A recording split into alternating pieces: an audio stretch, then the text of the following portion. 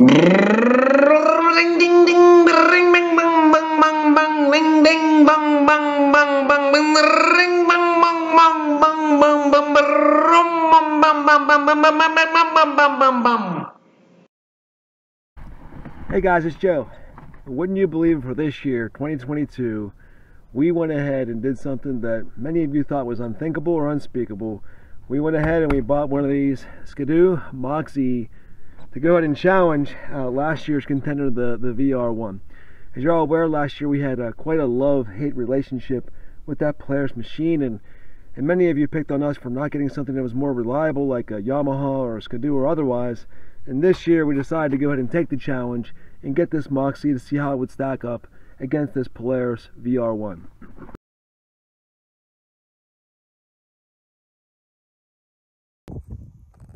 There will be lots that will be said on the forums in the coming years on these two machines.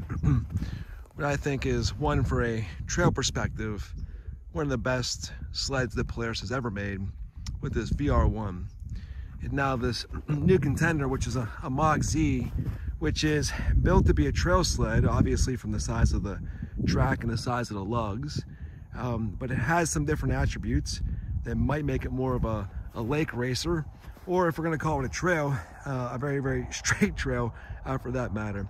That being said, let's go through some of the things that, on first impression, that I like about the Mach Z versus the VR1, the good, the bad, the ugly, the pretty, etc.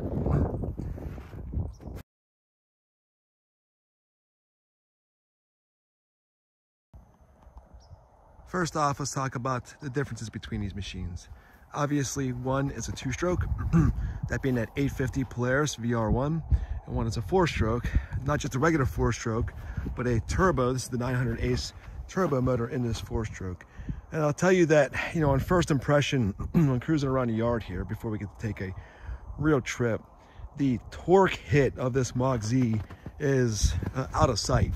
It is, it's interesting to say this, in that people would pick on a two-stroke for not having linear power. But I would say in this case, this turbo four-stroke feels more like the way that the torque hits at lower RPMs and low speed. The way that the torque hits, it almost feels like hitting a two-stroke power band. It is so much power that immediately the rear track is spinning. Where it's hard to say this and it's complicated to admit, but this two-stroke motor that's in this Polaris is actually more linear and more predictable. That's not to say that you're going to stab the throttle and go flying off this Mach Z, but it is to say that when that thing hits, it hits with a tremendous amount of punch. Anybody who thinks that this machine, this Mach Z, isn't going to have more than 180 rated horsepower, it already feels bigger than that. We'll find out when we get this on the top end. But the power and the torque of this thing are unreal. Of course, the overall length of these machines is actually relatively the same. I took a tape to them and found they were within inches. But the difference is, it looks like, you know, the track underneath this Mach Z, and it is a little bit bigger, being I guess a 136 or a 137 versus the 129. It is bigger, it has a bigger contact patch with the ground. But the stance of the Skidoo is much larger.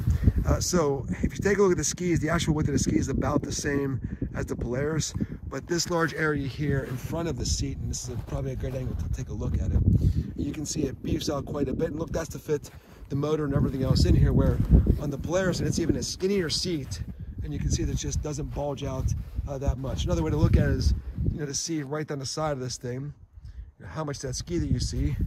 You look down this thing here, you can't see the ski. I mean, that's, you have to go way off the side to see it, and here you go. You don't have to go very far off to see it on the Polaris. So obviously it's a four-stroke. You don't have to add oil to it. It does have oil in the motor. It has a ton of power. This thing is really, really incredible power-wise, is what I would say on first impression. The guy at the dealer was joking and said, look, put it in eco mode when you're loading on your trailer, and I thought that was kind of silly. And I still do think it's a little bit silly. It's not uncontrollable power, but it does have a lot of power. And in standard mode, it's quite a bit.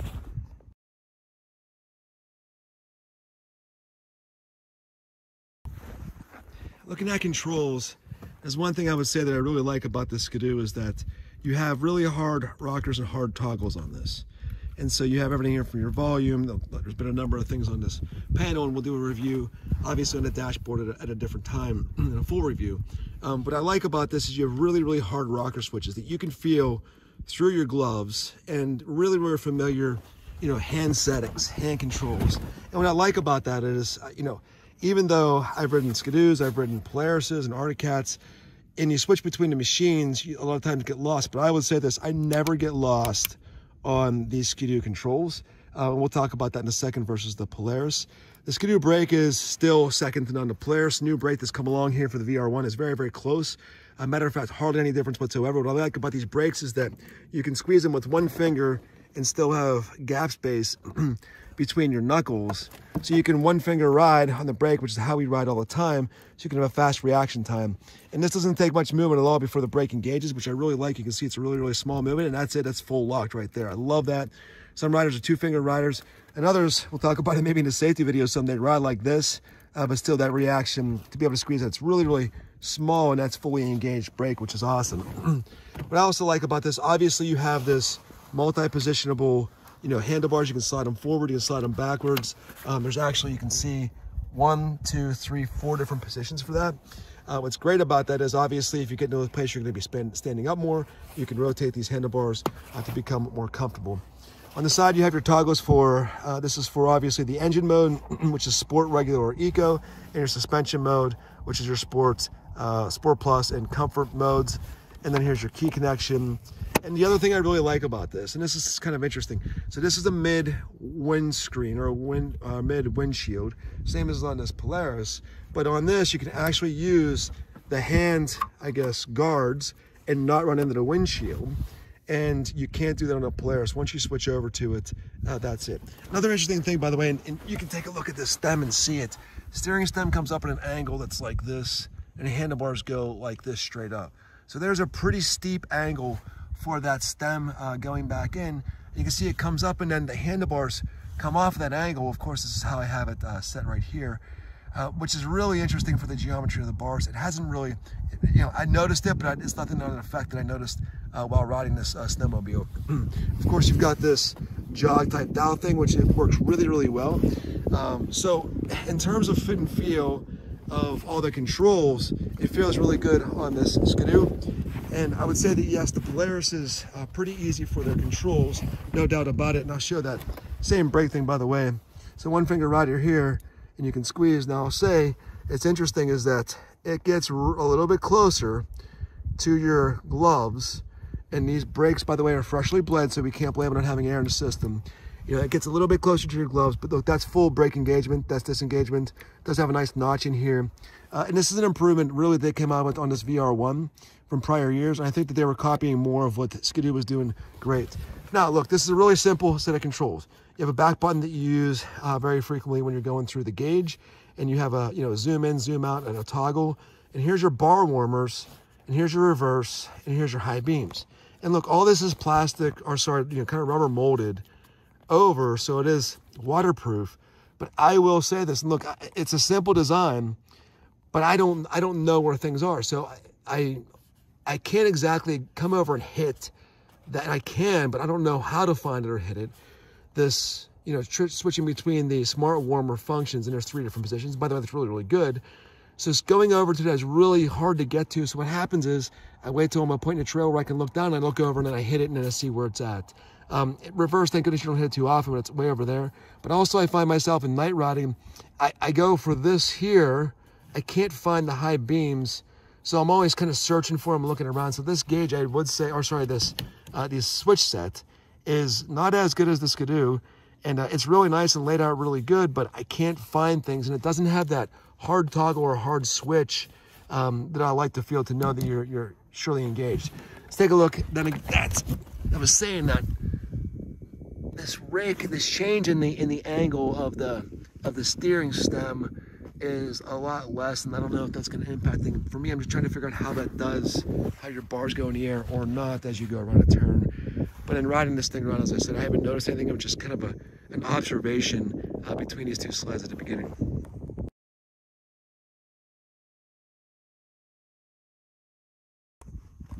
Suspension, of course, you have this newer suspension that came out on this VR1.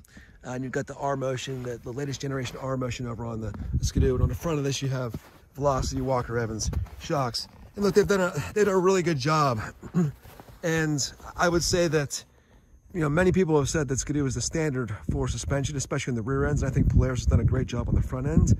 That being said, I think that it has a real contender for this year. And you have these KYB kind of semi-active shocks is what they're called.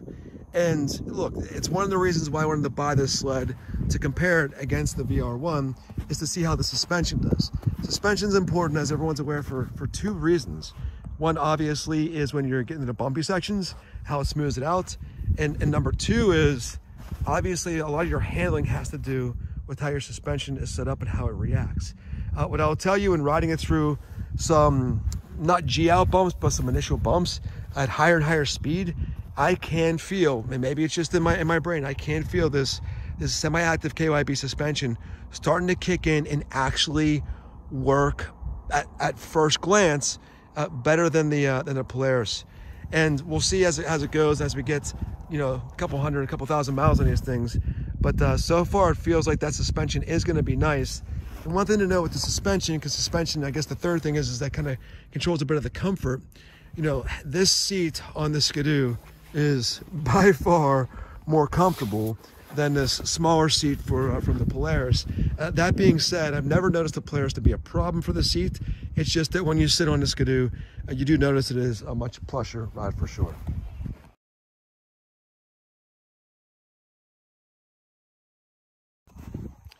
And jumping into ergonomics on these sleds, I mean, obviously the VR1, there's been lots of videos on it, lots of discussion about how nice it is to have this skinny seat, and it's there, and it feels really good.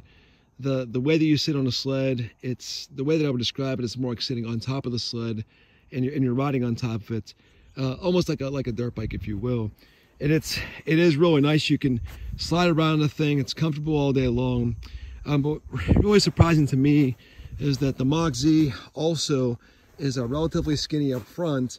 Relatively, it's not as skinny as the VR1, and so it does provide a nice position. However, one thing I'll always note about these Skidoos, and many of you will say, well, you can buy the padding on it, is that this area here is known for, especially when riding aggressively, for beating up one's knees. That being said, what I find myself doing on the Skidoo is sitting further back than I do on the Polaris, where I sit further forward.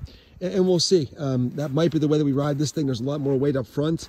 We don't have to worry, obviously, about the front washing out as much with having that much weight up front. And this sled might do better having a balanced rider sit a little bit further back anyhow. And I'll show you where my position is right now with this.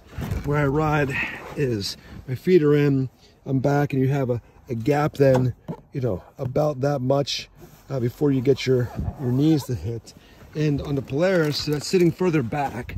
On the Polaris, where I ride this is, I ride with my knees up against this all day long, or slightly back, where you can only fit one finger in between. It's a very, very comfortable riding position. It doesn't beat your knees up nearly as bad, I would say.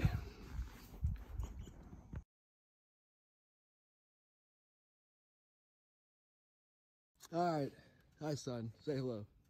Anyhow, we're out in the yard doing a quick comparison of the Mach Z versus the VR1. And Mike just took a little rip around the yard. First time on it. First timer. And we want to go ahead and get Mike's legitimate first impressions, unfiltered. What do you think about it? Feels like I'm riding a big floppy wiener with a huge turbo strapped to it. With a huge turbo strapped to it. This sled's gonna be responsible for more injuries than any other sled in the history of snow machines. So it has, so power-wise, oh, yeah, it has plenty of power. Yeah, I didn't even get after it. So it's huge on power. There's no doubt about that. No one can dispute that. It's got a huge amount of torque. It is, if you grab a hold of the bars and you're on a regular trail and you're coming into a turn, you're not going to hold the bars too long before you're into that turn. No. And although I would argue it's the same as these two strokes, but this machine seriously has a ton of torque and a ton of horsepower. It's hilarious because you don't even realize that it's spinning. noticeably, it's a much larger machine. You can't dispute that. It's wider. The ski stance is actually the same, but you can see how skinny the VR1 is, and you can see how wide it is, and it's really wider around your knees then. And I would say that it feels like you're sitting in this machine, Yeah. versus the VR1, you feel like you're sitting on the machine. Yeah. It carries its weight well, though. Yeah, as you start to push the limits, you'll start to feel the active suspension on a turn. It actually starts to help you out on a faster sweeping turn. But I wanted to get your first impression of what you thought of it so far. I could get used to riding it. It's The seat's extra comfy. the seat's super comfortable. There's no doubt about it.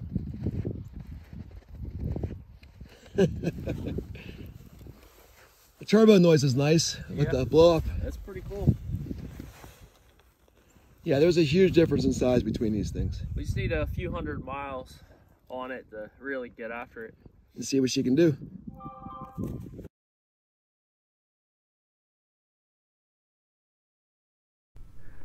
So what I would say is that the jury is definitely still out or in, however you want to say it. Ultimately, we'll need to see how this machine does on the trail. My prediction is that on the straights, even if it's bumpy or not, this is going to be an excellent machine. I think when it gets bumpier, I think that this machine is going to handle the tough stuff and the whoop stuff very, very well.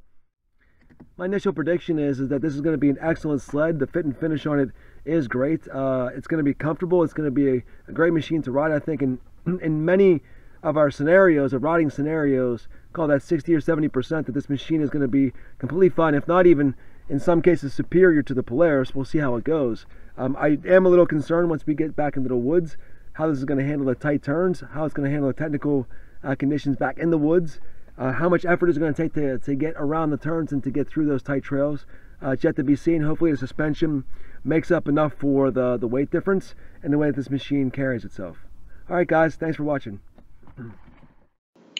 Ding ding ding, ring bang bang bang bang bang, ring ding bang bang bang bang, ring bang bang bang bang bang bang, rum bam bam bam bam bam bam bam bam bam bam.